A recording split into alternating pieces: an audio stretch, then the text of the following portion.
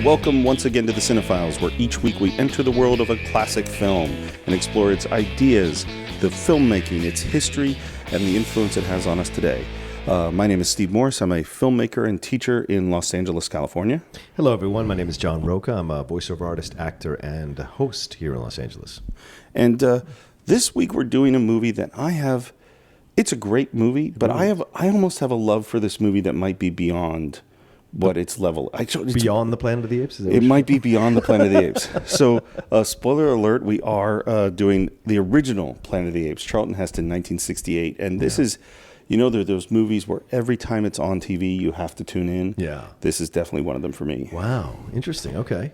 Yeah, I just love it. Yeah. So usually you ask me, so let me turn it around on you. Like, when did you, since you seem to have a little more love for this than I do, tell me when you first saw it and why you love it so much. Like, at least a synopsis of why you love it so much. I think I was pretty young. Okay. I mean, I think, so this, I have no memory of really seeing it the first time, except that I feel like I was at home, alone, switching channels, and suddenly there was this guy with it. I don't think I had seen the beginning of this movie the first 4 or 5 times I saw it. Oh, wow. Because I remember as older, when I was did rent it on VHS and saw the opening, and they spent a long time before you get to some apes. Oh, yeah. It's a really long time. It's 45 minutes before you see Roddy McDowell. Yeah. Yeah. It's a really long time. And I think, when I was a kid, obviously, we've already talked about that I grew up reading comic books, and I started reading science fiction, probably 5th or 6th grade. I started to discover Asimov and Piers Anthony and all those guys, and I was a huge Star Trek fan. Right. And so after school, every day seeing Star Trek or watching things like Ultraman, and so finding the Planet of the Apes was just, it fit right into that kind of stuff for me. Yeah. How about you? I think I saw it as a kind of film completist. You know what I'm saying? Where you look at that list and okay, there's 100 films that I need to see before I die. This is on that list. And for me, this is how it went about. Because when I was at so you saw this a lot later. Oh yeah, older. I was way older in life. Yeah. Because I had resisted the whole idea of it, and I'd heard the line, "Get your paws off me, you damn dirty ape." I'd heard it parodied and joked about. But I went through this period back when I was getting back into film, got back into acting. When I was in Charlottesville, Virginia, I would go to University of Virginia, and you could rent laser discs, and you could watch laser discs in a little cubicle with headphones on. And I had a friend of mine who had graduated from a film school in Chicago, and he compiled a list of films that I should watch as I was getting into films, because I'd gone in the military and had done my own thing. So getting back into it. So one of the things on the list was Planet of the Apes, and I remember watching it, and it was such an enjoyable experience to see it at that time in my life and really understand why it has such a cult status in terms of, because I still think it is a popular film, but it's one of those films that's popular but also cultish, which is amazing about that film. I agree. That's so interesting because to me, it's all about me as a little kid. You know what I mean? It really is a movie. And I remember and spoiler alert, they're on Earth. I remember, please, if you have not seen the film. Yeah, if you have not seen the film, we highly recommend you take a look at it. Yes. But we're going to spoil every single thing about the movie. When it gets to the end, I remember being shocked. Remember being not just shocked, but shook. Right. And upset because maybe I was 9 or 10, I think, when I saw it, and that was an intense thing that made me have to think about things in a different way. Well, back in the 70s and 80s, CBS used to do their afternoon movie of the week or whatever. That's how I think I saw it. Something like that. It used that sequence where you see the Statue of Liberty's head and you see Charlton Heston with Nova on the horse through the crowns, the shots of the crown. Right. I remember this. Right. It was one of the clips. Exactly. And so I'd never understood what that was. And then I saw the movie and I was like, oh my God. So the twist for me still worked because I'd never seen the movie or had it spoiled for me. But the twist was connecting a thing that you had seen a million times and not understanding it. Exactly. And by the way, it never occurred to me because I did see that. I remember it now that you bring it up. Oh, yeah. So CBS was routinely spoiling the end of one of the great movie twists of all time. It would be like, here's a clip. It's a sled, you know?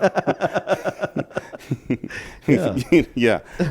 That's hilarious. Yeah. Okay, so for those of you who don't know a little bit of history about the film, so it is 1968. It stars Charlton Heston. It has a really interesting story about how this movie came about. It's based on a book by Pierre Boulle, who's a French writer. Yeah. His biggest other credit is Bridge on the River Kwai. Oh, that's great. Which is, a fantastic. I've never read the book. I'm sure we'll get to this film, to Kwai. Oh, Bridge, we're going to get to Kwai. Yeah. And interestingly enough, he won the Oscar for the screenplay for Bridge on the River Kwai. Okay. Even though he speaks no English at all. Wow, he's French? He's French. Okay. He's French. And the reason that he wins the Oscar is because the people who wrote Bridge on the River Kwai, particularly Michael Wilson, was blacklisted. Oh, wow. And so he couldn't accept the Oscar, and so the Oscar went to Pierre Boulle. So his only other, and he wrote a bunch of other books, and his only other book is this book, Planet of the Apes. And so interest comes into the idea of making this book, and let me just get his name. Oh, Arthur Jacobs is the producer of Planet of the Apes. He was a big publicist. He was Marilyn Monroe's publicist. And just said, I want to start being a producer. He finds this book. He says, let's go make it.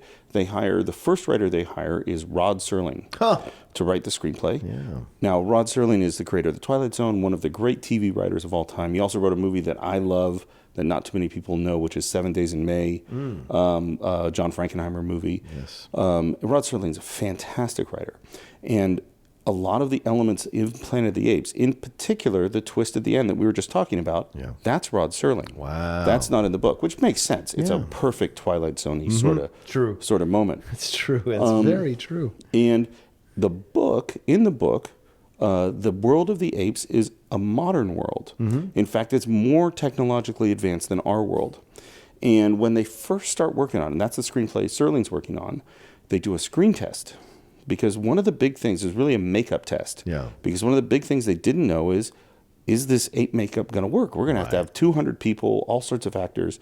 And do you know who they originally had to play Dr. Zaius? Edward G. Robinson. Edward G. Robinson comes in with Charlton Heston. And so there is a clip, and you can see this. Really? Oh, yeah. I got to see this. Edward G. Robinson it's not as good, but in the monkey makeup, talking to Charlton Heston. Charlton Heston's like in a kind of safari-looking suit, and there's helicopters and things because it's still modern. I love this. And we're monkeys, see? And it's absolutely, that's what right. And it's absolutely terrible. Yeah. But for whatever reason, the studio went, looks good, let's do it. Yeah. At which point, Edward G. Robinson essentially says, fuck this. I cannot do a movie in this makeup. So he ends up not being in it. Right. And then they look at the budget and they go, well, to build this technological world for the apes, it's going to cost us a fortune. And so the idea to make them sort of less technologically advanced really is a budgetary decision. So they decide to do it for budget. And it's at that point they get rid of Serling. Right. And they bring in, who do they bring in but Michael Wilson, the guy who wrote Bridge on the River Kwai. Wow. By the way, also, which I should have said before, the other movie that Michael Wilson co-wrote, did not get credit for, is Lawrence of Arabia. Wow. Yeah. Wow, I didn't know that. Okay. So this is a guy, and if you look at his credits, he even by his first uncredited writing work, and this is not Blacklist, this is pre-Blacklist, this is just he might have helped out a little bit, is It's a Wonderful Life, Frank Capra. So this is a guy, he wrote A Place in the Sun, this is a great Hollywood screenwriter, and they bring him in to Planet of the Apes. And this is what I didn't know, because I always knew Rod Serling, and I love Rod Serling, so I'm like, oh, obviously he wrote all this great stuff. Right. All the political stuff, the ideas of dealing with race and religion and government and trials, that's Michael Wilson. Wow. That's what he brings to the movie. And so you have this, and this is typical of movies, is that movies are not made by one person frequently. You have all these people that come in to make this movie what it is. I think what's great about what you're talking about, the racial, this is why the movie still appeals to me and why rewatching it for this podcast, because I hadn't seen it for a few months or at least a year. Because I remember seeing it on TCM again, so randomly. But to explore, that's what keeps me coming back, is the racial politics, the social politics, and then also what's going on with Charlton Heston as a character. Like at the beginning of the film, he's kind of a dick. He's not. You know what? He is not kind of a dick. He's a dick. He is a dick. He's a ball-busting dick. I've told you where you are and when you are. All right. You're 300 light years from your precious planet. Your loved ones are dead and forgotten for 20 centuries. 20 centuries! Even if you could get back, they'd think you were something that fell out of a tree. He's like leaving Earth because he's judging Earth as being too free love, too. It's kind of subversive conservative film in how Heston leaves Earth because he thinks it's too much free love, and he's looking to find a connection with a woman. He wants to go and find a connection with a woman. I guess he had angled to think he'd have a connection with the woman on the spaceship, who ends up dying and becoming, like a mummy by the time they get to wherever they are when they crash land. That kind of his line, I just want to interrupt because it's such a great line, which is, he says, "I just can't help thinking that somewhere out there has to be something better than man." You thought life on Earth was meaningless. You despised people. So what'd you do? You ran out. No, it's not like that, Landon. I'm a seeker, too. But my dreams aren't like yours. I can't help thinking somewhere in the universe there has to be something better than man. Has to be. Yeah. Now that is, and that's right at the beginning of the movie. Right. And that is a profoundly cynical line. Well, and it's perfect because if you're a student of history, 68 is knee-deep in the Vietnam War, knee-deep in Black Panther, Martin Luther King, Robert F. K. Jr., RFK getting killed. Like, everything is going on, and what he's talking about is the reaction to the end of flower power. It's the end of flower power. What's funny is it probably It's isn't becoming- because they're making it in 67. So Right. RFK and Martin Luther King, they're still alive. Right, but But the point you make is absolutely correct. Yeah, the ideals of the flower movement are starting to show cracks. Because I don't know when Manson is. I think isn't Manson 65 or something like that? No, he's like 69, It's 69. 70. So it's I the think- beginning. I It's think. almost like showing you what they think the end of this flower movement is going to bring about, and look what it does. Well, I see, and it's funny. I might put it slightly differently. Sure. Just because I'm just thinking about it now, but because this is the end.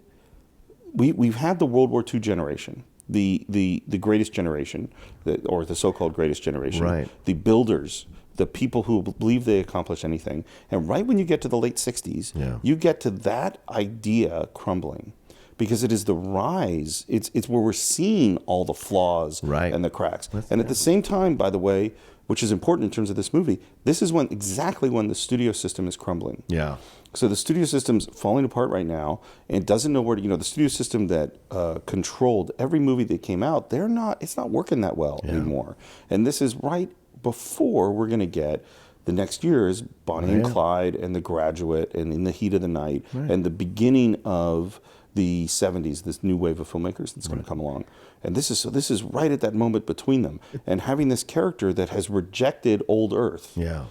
It's a really interesting thing. And making comments about old Earth. And this is so ironic because at the end of the film, Charlton Heston his character almost becomes a hippie again. Like, never trust anyone over 30. Don't trust authority. And this is so ironic to hear him say these words at the end of the movie when he's talking to the kid, the young ape, the nephew of Zira. Is that her name? The nephew is telling him, yeah, don't trust, and you'll have your time and all that. But it's so funny to hear him talk like a hippie, almost like Bobby Darin singing If I Were a Carpenter. It's just so out of place to hear Heston saying this stuff, who had been such a Hollywood star and of course, as we know, became a very staunch conservative. So it's interesting to see him play this kind of stuff and say this stuff when you know that's not in his natural makeup. It makes me wonder about Heston. Right. Because there's Touch of Evil, in which he plays a Mexican guy, and it's clearly an anti-establishment film to some degree. Right. And then he does things like Soylent Green, and he does Omega Man, and he does... Right. There's something in him that's interested in this. Yeah. I mean, it is interesting, and I don't know how the sequence works out, is that when he signs on to the movie, and when they do that first screen test, it's before it had gotten really political. Right. So I don't know how he felt. The other thing, just getting back to him being a dick, is it's always interesting how you okay, we're going to have a character who's going to enter this world. Do we want a nice guy? And they really choose to make him a very difficult person. Yes. I do like him. I don't know if I would like him personally. Right. But I do like him. As a protagonist, he's interesting to follow on his journey. He's a very antagonistic protagonist. Yes. And he is so cruel to the two guys, the two other astronauts. There's the moment where one of the astronauts plants the little tiny flag after they crash land, and Heston just laughs at him. Merciless. Yeah.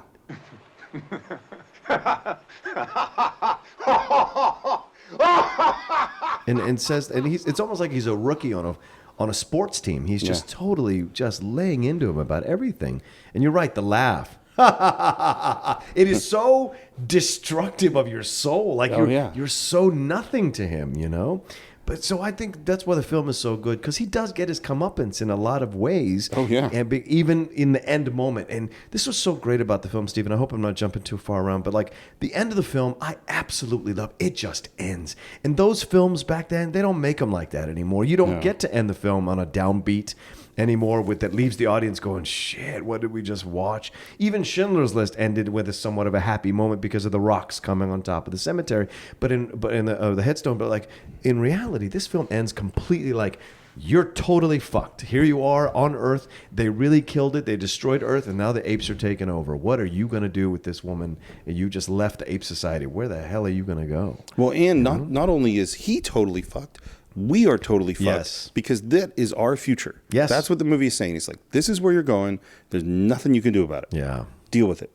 Like and this is why, for me, this is what great science fiction is. Yeah. Is that great science fiction is a movie or stories which allow you to examine ourselves by taking us into extraordinary circumstances. Yeah. And this is probably what keeps me coming back to the movie over and over again, is that this is such an example of it. Because all this is an examination of humans. Yeah.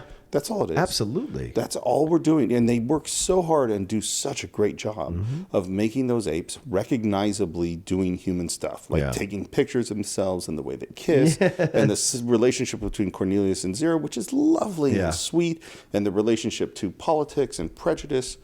It's all complex and layered human behavior, which and this is like, if you go and want to make, and this is true today as it is anytime, let's make a movie about a controversial, difficult issue today. Yeah. It's very hard to get made, and nobody wants to go see it. Right. But if you go, let's make a movie about a dude showing up in a land that's run by monkeys, people are like, okay, sounds good.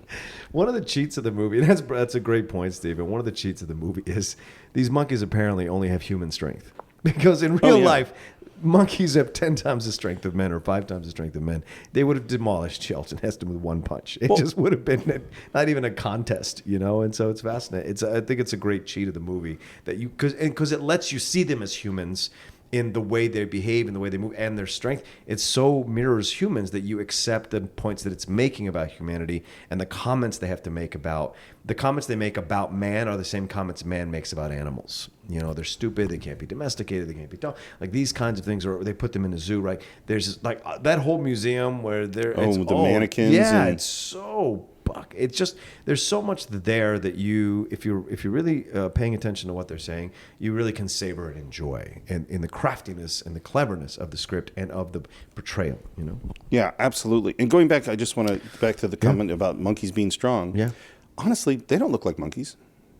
Well, they look like, aren't they gorillas or apes? Do they look like apes? Gorillas? Well, they look like some kind of simian thing that normally would destroy me. They look gorilla-ish. Sure. I mean, gorillas have arms that are a foot longer than that. They have, you know, it's like they have hands dragging on the ground. They don't look like that. They look like this. They're really great, by the way. And I was trying to look, but I didn't see it in my notes very quickly, is that the name of the makeup artist, because it's John Chambers there. I found it. So is that, because that was the big question of the movie, because it wasn't just making up your main characters. You know, if you imagine that this level of makeup takes 3 to 6 hours to do, they have scenes with 150, 200 apes in the background. So that's a huge, I think the makeup budget was like $1.5 million just for makeup. Yeah, when I did a little bit of research and I don't know if you're going to touch on this too, but like they had to have just liquid food. All the extras, all the people in the makeup. Kim Hunter said that she took a value or whatever she took to survive being in that makeup so that she wouldn't be hungry. Like she tried not to eat solid food when she was in the makeup, and she would take some sort of pill like Benadryl or Valium or something so she could get through the day of wearing that makeup for that long. It was that difficult to wear that makeup and have it portray as a human. Yeah. Oh, yeah. And she's talked about that, or I read an interview about her about that, and that's the level. And in fact, Heston never saw her out of it, so that when she walked up to him at the premiere and was like, "Hey, Chuck," he had no idea who she was. Oh, I didn't hear that. Yeah, that's hilarious. She had to introduce herself to him all over again. Yeah. And if you watch the makeup, one of the really interesting things is how expressive it is, that you can actually see. And of course, the actors, you get put in makeup like this. One of the first things you have to do as an actor is go practice. Yeah. You have to go in front of a mirror because you have an instinct for I look sad, I look happy, and you don't have to tell your face to do things. Right. But when you're in the monkey makeup, you do. And you have to go, okay, this is what happens when I raise. I'm making facial expressions at John right now, so all of you can see it. These are when you great. play the home game. These are amazing. But when I raise my eyebrows like this, or I move and pucker my lips like this, that's the effect it's going to have externally, so that they could create a performance. And if you watch it, their performances are really good. Amazing. And Roddy McDowell said in an interview that he's the one that told a lot of them what to do in the makeup. Like, find ways to move your mouth, find ways to do little things so it looks like you're some sort of ape and some sort of simian creature, and so you can stand out and be able to. And it works. It really works. It's so believable, even for now in 2016. It's believable to see that 1968 makeup. It totally works for me. Absolutely, I agree. I want to go back just to the beginning again. So we start in a spaceship, Yes, and we're going to go off, and these are guys that are going off to never see Earth again. Yes. Because of Einstein relativistic travel, that we're going to move forward in time so fast that by the time he's recording his sort of farewell before he goes into suspended animation, it's over. Earth is gone, or the Earth, they crash land, and that's just and they're walking out with nothing on this barren world, and then we get a 15-20 minute philosophical discussion. Which, again, you wonder why I like this movie so much. This is really my thing. But a 20-minute discussion on the meaning of civilization, on life, on the validity of man, on what are you here for. And Heston he's almost nihilistic in his approach to, nothing has any meaning, obviously. We're just surviving. And he kind of likes it. Yeah. He likes letting go of all of that stuff in the past. And we talked about entrances before. We talked about entrances and exits with Amadeus. We talked about Superman. Again, we have a long time before we get to the apes. And when we finally do, they've lost their clothes. They're naked. Yeah. And then you have that great zoom in on the first ape that you see. And it is a shocking moment in the film.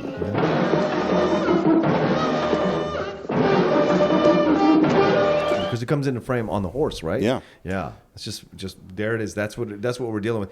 And a lot of the direction in this film is really interesting, and how they evoke the tension and the fear and the feeling of being out of place constantly by Heston's character. You see that from the close-ups, from the angles, the tight angles, the out of nowhere moves, the people coming into frame and staying longer than they should, or long enough for you to get the real effect of what's happening. Right. It's just interesting, and the first ape showing up like that, it gives you that feeling. Well, and you see what's happened to Heston and his crew is that when you start out, when we meet them, they are technologically advanced. Yes. They are, in fact, more advanced than us. They're astronauts. They're the most advanced version of humans. Then they crash land and they lose their spaceship. So now they're astronauts. They're still really smart, but they have a few tools and a few backpacks and a little bit of water and stuff like that, but they're kind of in the wilderness. Then they take a swim and they're naked. And by the way, there's a very funny naked shot. It's almost like an Austin Powers level, good thing that leaf is right there kind of shot.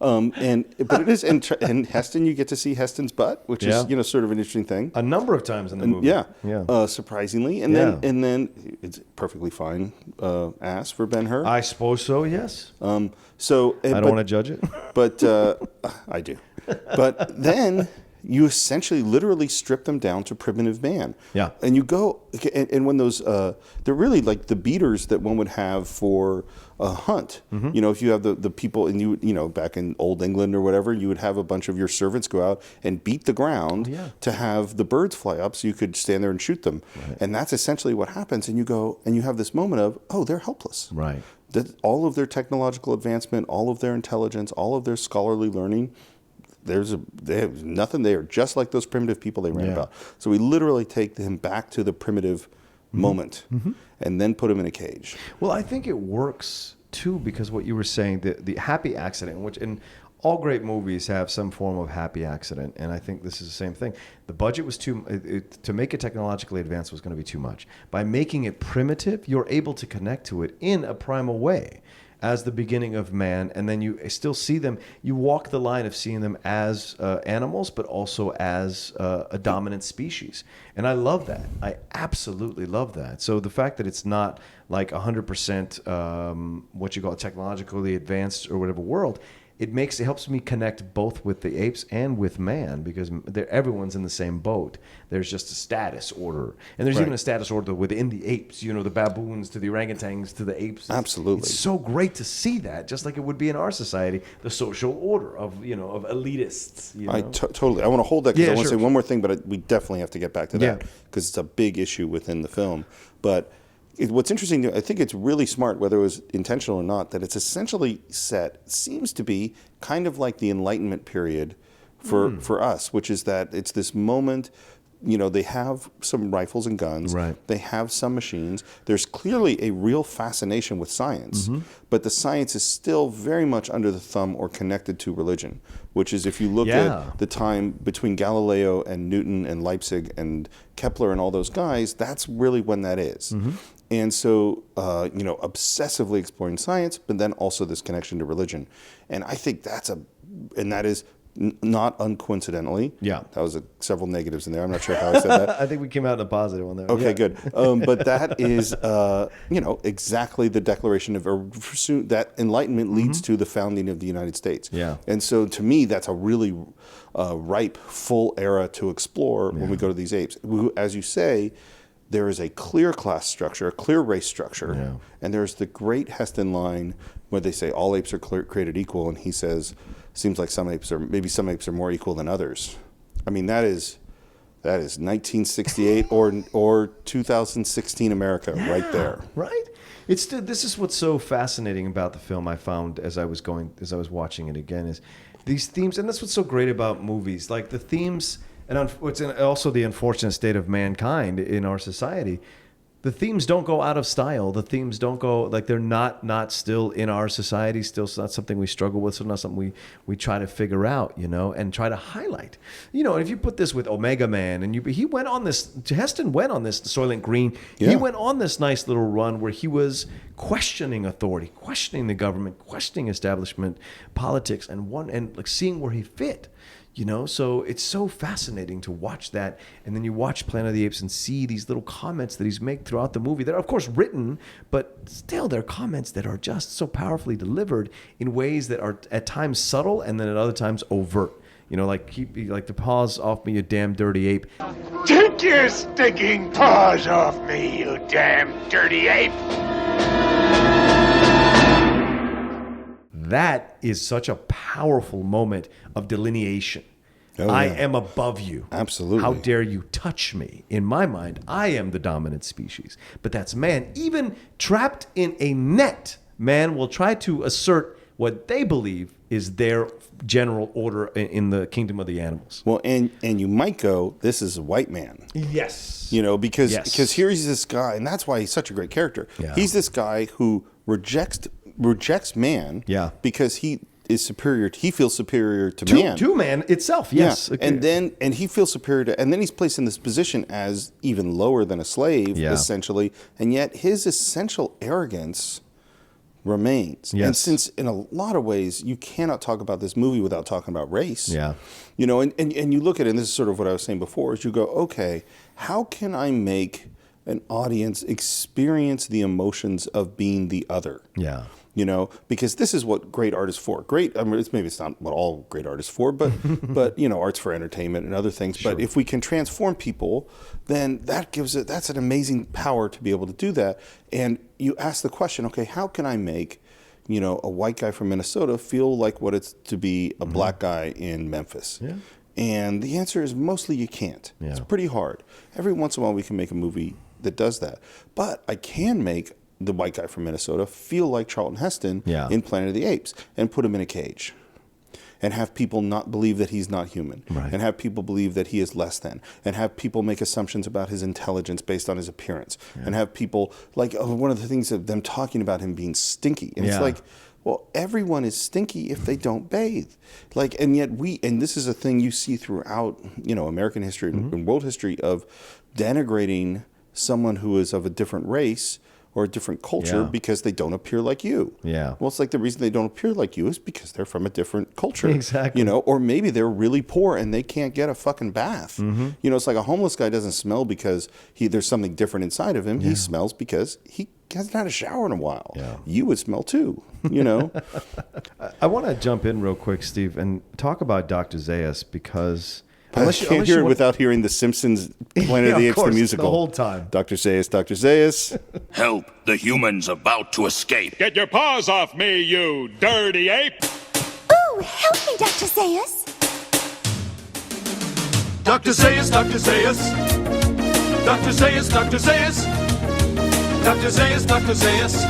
Oh, Dr. Zaius. With Zaius, it's so... I found him to be the most interesting character in the film. Absolutely. This time around watching it, because... I think he and Heston both for me, but yes. yeah, he is amazing. Because when you get the reveal that he knew the whole time... All my life I've awaited your coming and dreaded it, like death itself. Why? Because you're a man, and you're right. I have always known about man. From the evidence, I believe his wisdom must walk hand in hand with his idiocy. His emotions must rule his brain. He must be a warlike creature who gives battle to everything around him, even himself. The danger of man, the foibles of man.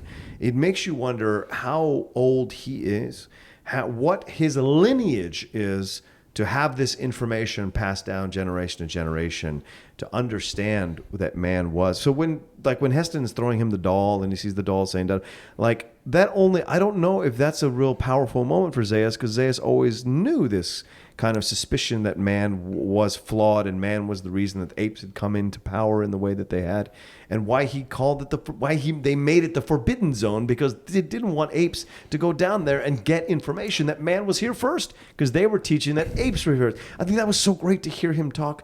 Like Proteus came and gave the ape life, and you're just like, yeah, this is exactly the same kind of stuff we tell ourselves.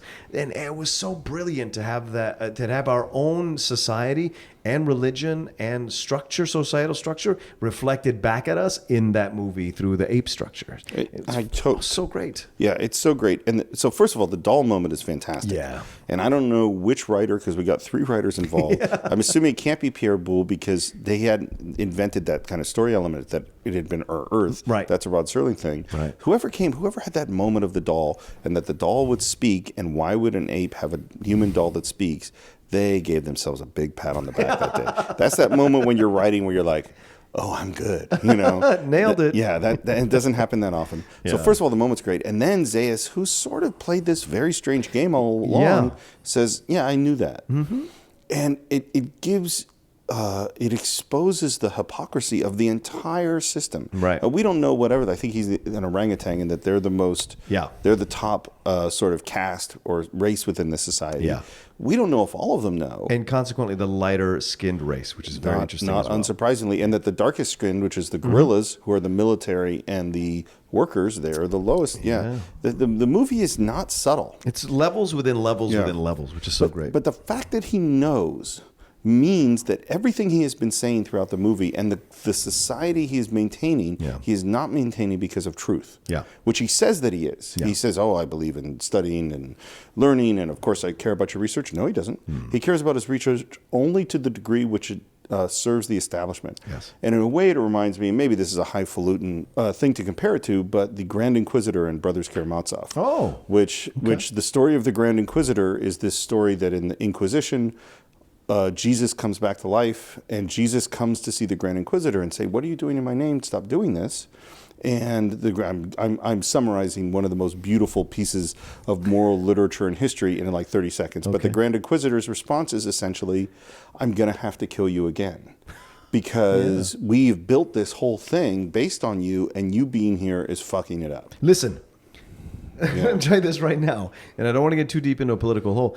I'm sure for those of us for those people who believe in God, believe in Jesus Christ is supposed to be coming back, if he came back right now and saw what was being done in his name, I'm sure he'd have a few words about it, and somebody would suggest killing him again because of how it would destroy their revenue streams, their lives, everything they've created to manipulate and exploit that theology for their own benefit. And that's if we pick our two, I think most people would not argue with this. Most Jesus-like figures of the 20th century, we've got Martin Luther King Jr.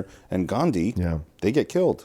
They do. You know? Right. That's a good point. Yeah, I mean, we don't really like having people messing with our status quo, Yeah. even when our status quo sucks. Yeah.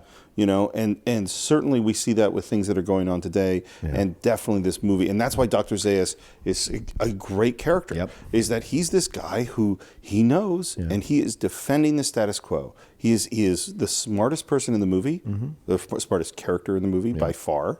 He's way ahead of everybody else, and he is just trying to defend the status quo. Well, and I think that's what I love about him, because you're right. He's smarter than everybody else in the movie. He seems to understand why. He seems to be one step ahead. Like, he finds them at the cave. You know, he's the one that shows up with the gang of gorillas to find them at the cave and whatever. He always seems to know the situation, and he brings Heston in right after he's had the trial and be like, "Well, I can help you out if I blah blah blah." Even though initially he's the first one that wants to mess with his head and make him like brain dead essentially, or a mummy essentially, like he did to his partner, the other astronaut, like he did by cutting him open and essentially making him a mute.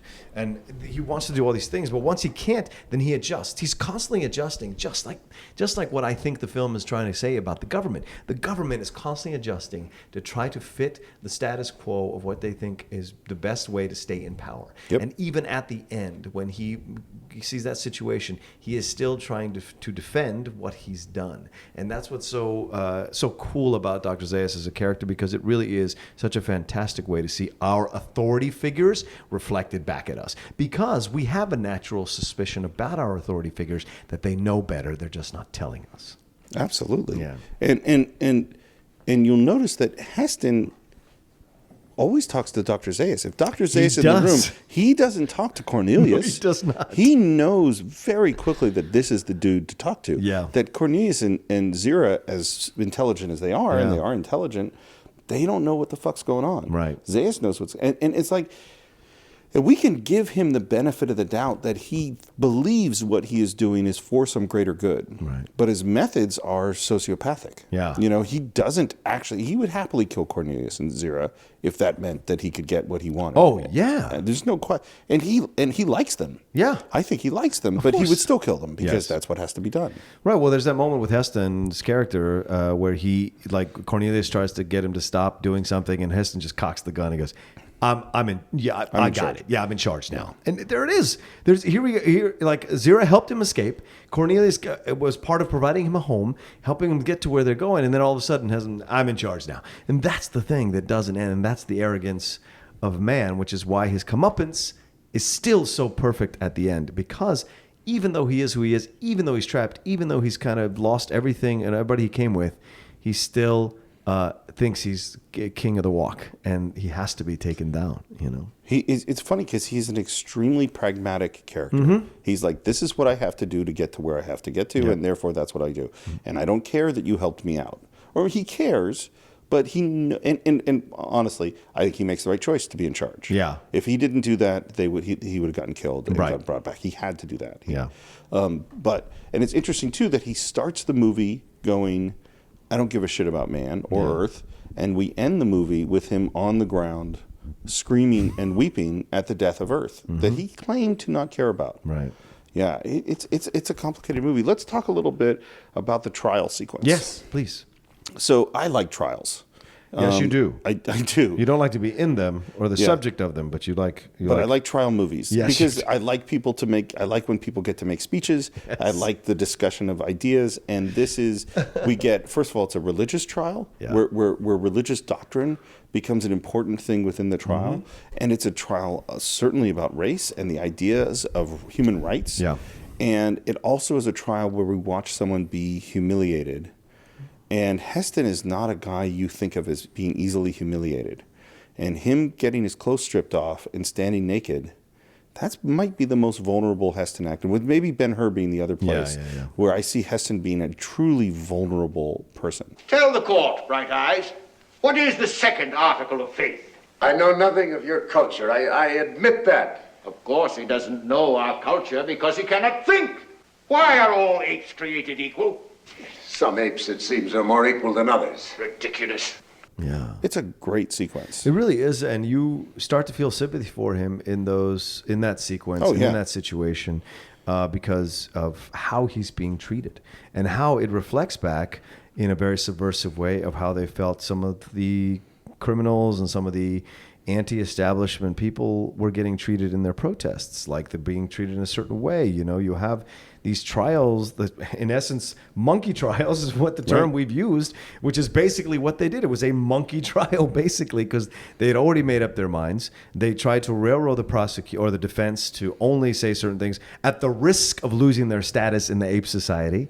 You know, it was not an equal thing where they were seen as just doing their job. It was, if you do this job defending this creature that can possibly talk or whatever, and came from the stars, then you might lose your job as a doctor in our society. And that's so interesting. Everything is, it's very, what would you call it? I don't know what the word is, but it's very dictatorial, I guess is maybe the word, in that like everything is, you have to, it's almost cultish, I guess. Yeah. It's almost Draconian. cultish. That's what, draconian, right? It's like everything you do is not out of a vacuum. Everything is like connected to everything else. And if you do one thing, then these are the consequences, even though you might be doing it for the right reason. And it's just interesting. Well, when you begin, and you know, my religious philosophy comes out a little bit here, but when religion exists at the core of a legal system, or when the idea that the people in charge know absolute right and wrong exists within a legal system, you get into real trouble. Yeah. Because they know that humans cannot speak.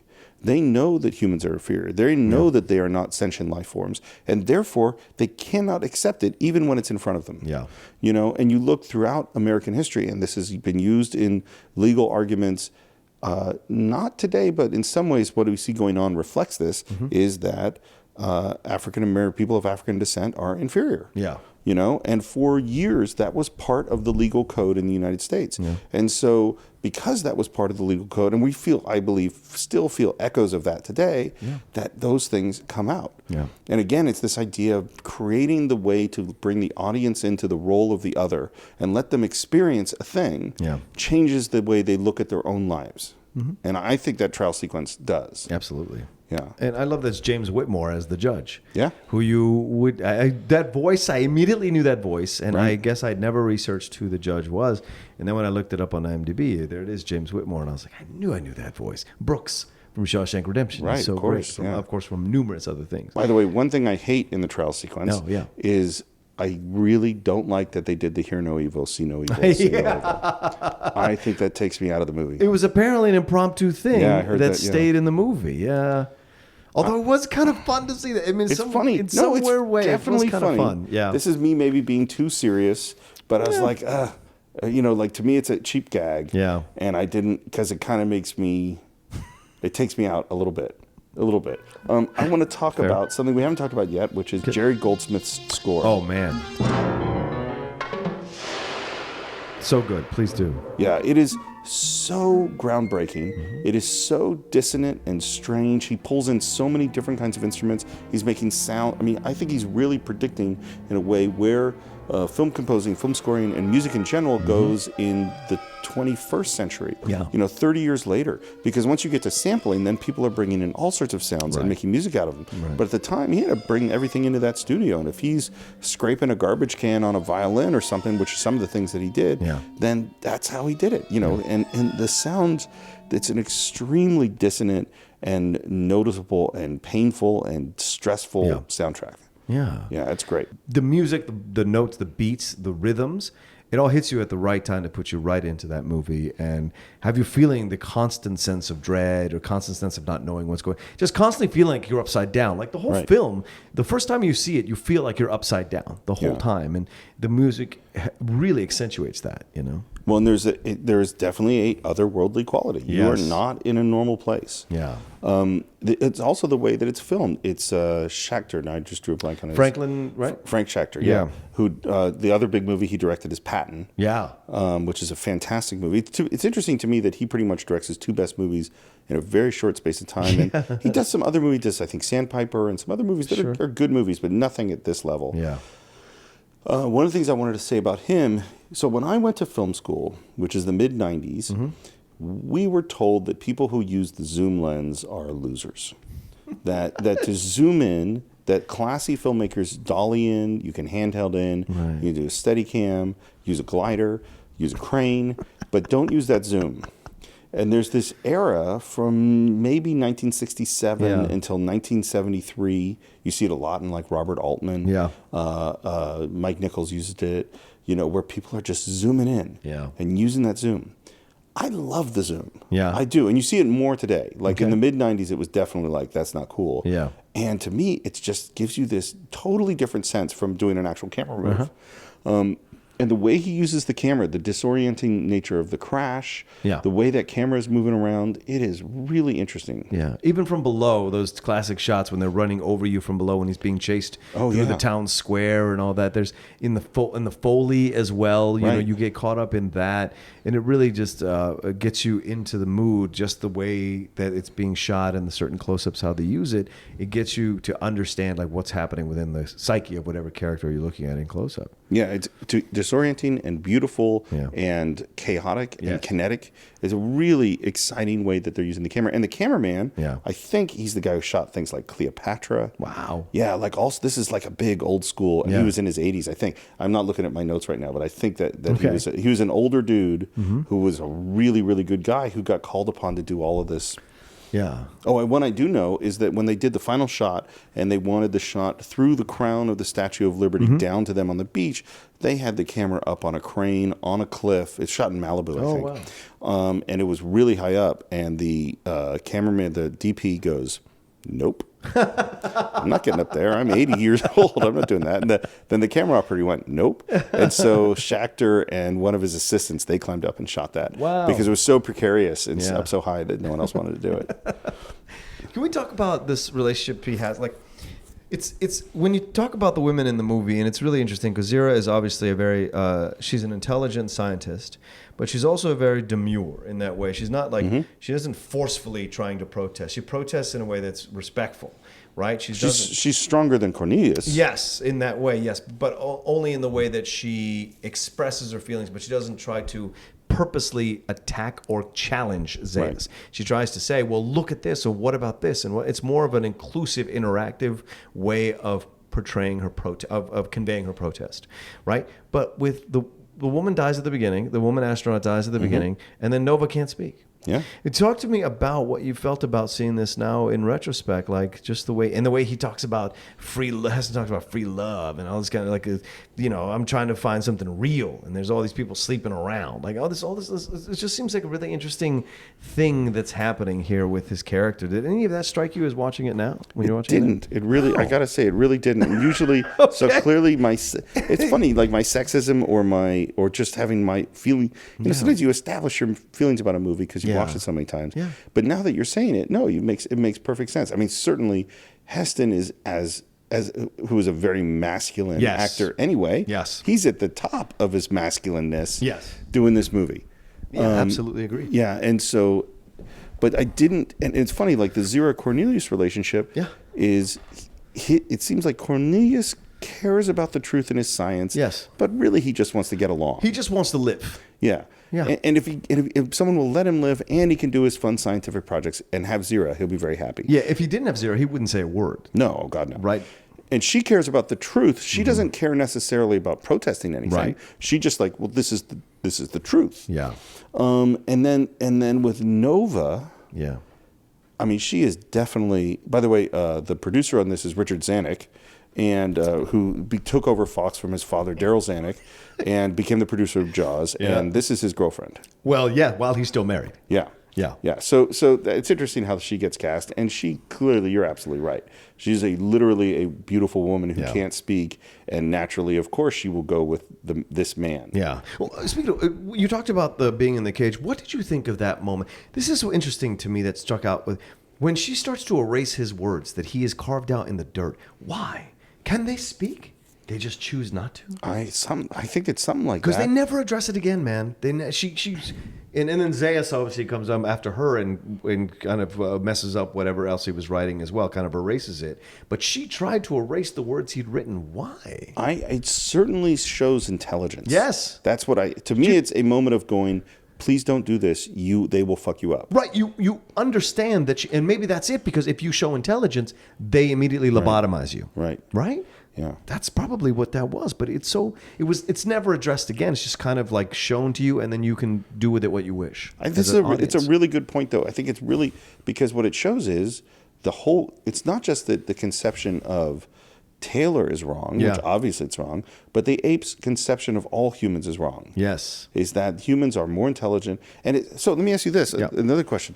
Does this make you feel different watching this movie? How do you feel about animals in zoos and pets, and does it make you feel different about the treatment of animals? No, I don't. I have to admit that I don't necessarily have that gene or that bone in my body. In that, I certainly don't want to. I don't watch any movies where they show me how they mistreat the animals. I can't handle it. Right. They're defenseless animals. I can't handle watching anything defenseless being killed or destroyed. I just can't handle it.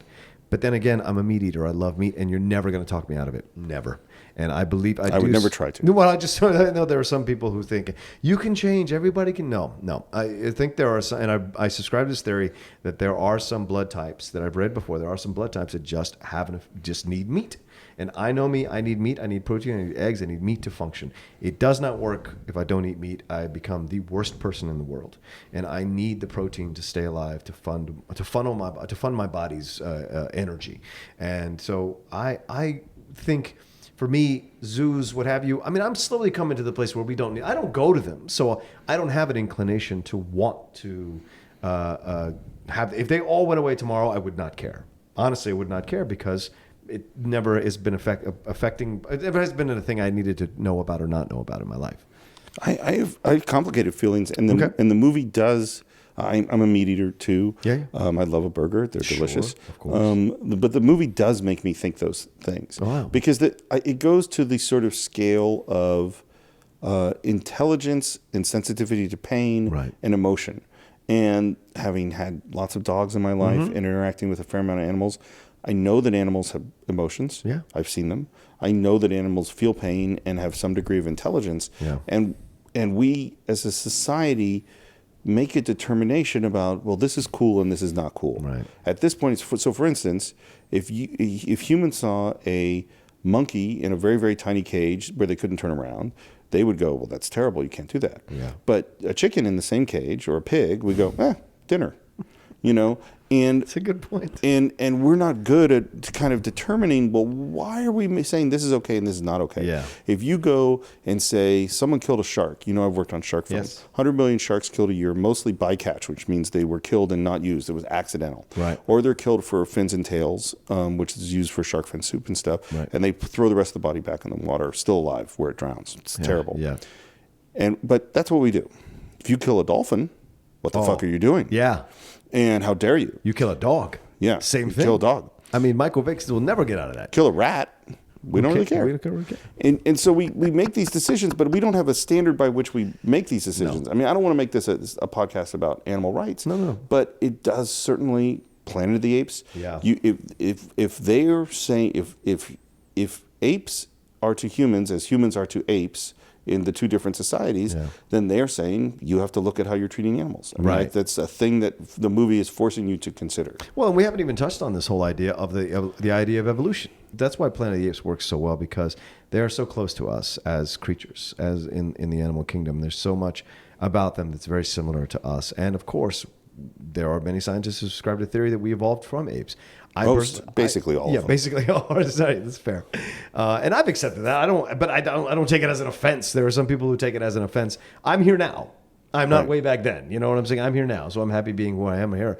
And it's so interesting to see that when they bring up those ideas, they're just removing man and inserting the word ape in its place to make you see that this is the way we kind of function and operate within our lives, how we've put that together as a society. Well, because our behavior looks really stupid when we see someone else do it. That's what I'm saying. It's like you can't see your own, it's just in life. You can't see your own bullshit. That's true. And then you see some other dude do the thing you just did and like, well, why would anyone do that? Oh, shit, I do that. Yeah. And you bring up evolution, and you brought up monkey trials before. Well, that's where the term monkey trial comes from, is the Scopes monkey trial, Right, which Scopes is the monkey. trial about Evolution, exactly. And again, it goes to this arrogance of man, the arrogance of the apes in the film.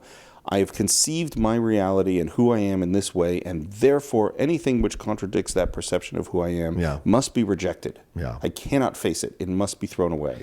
Yeah, I've heard some or read some articles where they've talked about how this is an allegory to race, that the gorillas or the apes rather represent Black America at the time, and Heston represents white America. And I don't think that's necessarily true. I think it's more about how we treat people in our society overall, and what we're saying in those moments when we're treating the people in a certain way. Do you feel differently? Do you think it's definitely about race? Well, unquestionably, or more about animal rights. No, unquestionably, it's about race. Okay. I don't think that it's one-to-one. I don't think there we go. That's this what I'm trying to person get at. represents that. That's what I'm trying to get at. I think that's why I say it's about feeling like the other. Yes. And it's about looking at ourselves through the eyes of the other and seeing, bringing the mirror up to ourselves and exposing all of the flaws and all of the lack of logic and the lack of compassion and the lack of caring and the double standards and the stubbornness. That's what I think it's about. Like, I think, I'm always bothered if someone tries to make that guy is that. Yeah. Well, that's not. I think then you're essentially imposing your own rigid world viewpoint on the thing rather than looking at yourself. Yeah. That's what you should be doing. That's what good science fiction can make you do, is go, oh, let me think about myself now. Yeah. What can I do to be a better person? Yeah. Once again, that's what I love about the ending. It is that. It is about because it just ends and you just hear the sound of the waves. Oh my God. I'm back. I'm home. All the time. We finally really did it. You maniacs! You blew it up! Oh, damn you! God damn you all to hell! And it's perfect to use the Statue of Liberty because the symbol of freedom, the symbol of acceptance, the symbol of send me your poor, your huddled masses, all that kind of jazz. And to see it decayed, rotting, half, I don't know if it's under the sand or half broken, sitting there, which is so funny that it's on the beach. Like how it got from New York all the way out to the beach is interesting to me. It's more how the beach got to it in the middle of the water. Yes, good, yes. And so you're sitting there looking at what does this mean, and it's the death of the idea of the theology of America, and he's sitting there and just slamming his hands into the water, and then all you hear is just because it's the quietness of it, man. It's the stillness to sit and think of your thoughts. Yeah. Well, so, and I think I mean, this is a movie, if anything, about the insignificance of man. Yeah. Is that we think of ourselves as the most important things on the planet. Right. We've only been on the planet for a very, very short space of time. Yeah. Our civilizations are like a blink of an eye in the history of our planet. And if we destroyed ourselves with nuclear war, which is sort of what I think the movie is implying. Yeah. Or if we destroyed ourselves with race war or terrorists or biochemical war or disease or all the other things we're going to do to fuck ourselves up, the earth will not care. Yeah. It will just keep going. And as much as you think that these things that you've built, these monuments to your own pride are permanent, guess what? Time is more powerful than the Empire State Building or the Golden Gate Bridge or the pyramids or the Statue of Liberty or anything else. Yeah. And I think, and this is where it's like, it's not that there's hope at the end of the movie, but I think if it makes you change, there is. Because the question at the end of the movie is this: it's saying this is what's coming for you unless you change. Right. You don't have to have this. Yeah. This is not written in stone. You can actually, it's Scrooge on Christmas morning. Right. Are these things that I've seen, are they going, what has to happen or what might happen? Well, this is what might happen. Right. I think that's my feeling at the end of the movie. I feel the same way. Yeah. And I can get up and actually make things a little bit better. Yeah. And you do sometimes. Sometimes I just go out and eat a cheeseburger and just say, fuck it all. Well, you can't carry the weight on your other shoulder. No, I have a shoulder thing. It's like a little sore thing going on there. I can't do that. Boom. So let's talk a little bit about where this movie went. Okay. We get 5 sequels. Yes. And a TV show, which I had forgotten. There's like 2 seasons. I watched the TV show, yes. Yeah. I remember that. The sequels, I'm going to say, look, if you love this movie, then you should go watch the sequels. Absolutely. and you should feel feelings about them. Yes. And there are things in them that are good. Absolutely. And there are things in them that are terrible. Absolutely true. Yeah. But they're still fun to watch as a completist thing. Yeah. And there are some interesting societal things said, and Heston makes a comeback, which is so insane. Very briefly. That fight in the jail cell is so insane out of nowhere. Yeah. We got Beneath the Planet of the Apes, which is weird and creepy. And then you get Return to the Planet of the Apes, where Cornelius and Zira apparently escape in a time machine and go back to modern day Earth, which is funny and charming. And you get Ricardo Montalban. And anytime you get Ricardo Montalban, I'm like, I'm good to go. Yeah. Then I think, what's the next one? Battle or? Is it Beyond? Beyond is the second. Beneath? Oh, no, Beneath is the second. Yeah, Beneath is the second. Beyond is the fourth one, I think. Oh, so Beyond is where, because then that's war and super violence. Yes. Which is cool. The war scenes are pretty awesome. It's pretty brutal. It scares the hell out of me because that's one of my greatest fears is Simeon. Is that one of your greatest fears? It's Simeon Apocalypse. Basically, yes. Those so it's like Sharks, Simeon Apocalypse. Sharks aren't even in the conversation. Oh, really? Sharks are a distant third, because those are in water, and I will willingly, if I go into water, that can happen to me. But for me, apes taking over the world, like monkeys taking over. That's why the sequel, the remake rather, is so well done. It scares the living hell out of me. It's so well done because I think it's possible. And AI. Those are the two things, I've said this many times. Those are the two things that I fear the most. Because everything we're doing, trying to live our life, pay our rent, do whatever, becomes irrelevant in that moment. So, I don't think I have my list of top fears. I'm gonna have to work that up for another podcast at some point. Okay. And then, so as you mentioned, we get the Mark Wahlberg Tim Burton movie sequel or remake, which is terrible. Don't ever watch that. Yeah, one. It's terrible.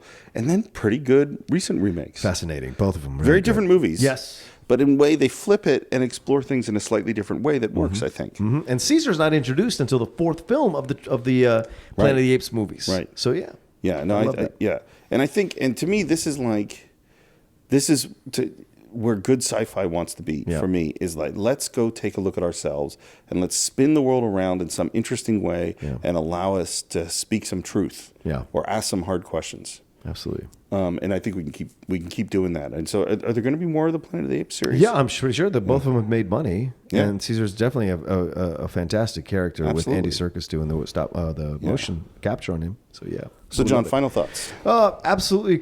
I can absolutely tell you, the film still holds up in 2016. I just saw it the other night. It's so much fun to explore, and you get something out of it, which is what's so great about classic films. You get something out of it every time you watch it. If you're open to receiving the film and you're just not watching it to pass time, you can actually get something new out of it every time. And I think that's why I enjoy the film so much. It has so much to say, but in a way that's still at times tongue in cheek and at times very much in your face. And I love that. And to me, it really struck me this time, like, we're back in a time in the United States where race is a question, and the relationship between race and government is a question. And man, we're still arguing about evolution and authority, and we're still arguing about authority, and we're still arguing about the role of science in the world, and we're dealing with climate change and all these things, and they're still controversial. So it seems to me like this movie still has something to say. Absolutely. Or at least good questions to ask. Yeah. I'd love to know what you guys all think, everyone listening to the show, particularly those people who haven't seen the movie yet. Yeah. If you watch it, please visit our Facebook page. That's the Cine-Files with a apostrophe dash in the middle, and leave us your comments. If you have suggestions for things you'd like to take a look at next, please let us know. We got some great suggestions, and they were all big ones. So we're gonna, we will definitely get on that. And if you can review us on iTunes, those really help. We want to get the podcast out there, and any reviews you have, particularly the ones that say 5 stars and we are the greatest podcast you've ever heard in your life, that is what we would like you to say. And if you need to reach me, you can reach me at SR Morris at Twitter. Oh yeah, John? You can reach me at the Rocha Says, ROCHA. You can see me on Twitter and Instagram, and then see all the shows I'm co-hosting or hosting, like this one, or the shows I get to be a guest on. I always post those on my social media. There's lots of good things for you to check out. I think you could, if you could subscribe to John Rocha, you would get hours and hours of entertainment every week. If you wanted to, sure. Here's the deal, guys. Thanks so much for download. We've been increasing our downloads every week, and you guys are so amazing to do that. Please keep telling your friends. friends. Please keep telling people, and please keep downloading us and listening to us. And of course, like Steve said, we want your comments, we want your points of views, we want your tips. We will answer you as best we can on Twitter and definitely on the Facebook page. And at some point, I'm going to post these up on YouTube, and then we'll really be able to have some interaction there with you all as well. That'd be a lot of fun. All right, that's it. Thanks for tuning into the Cine-Files. We'll see you next time.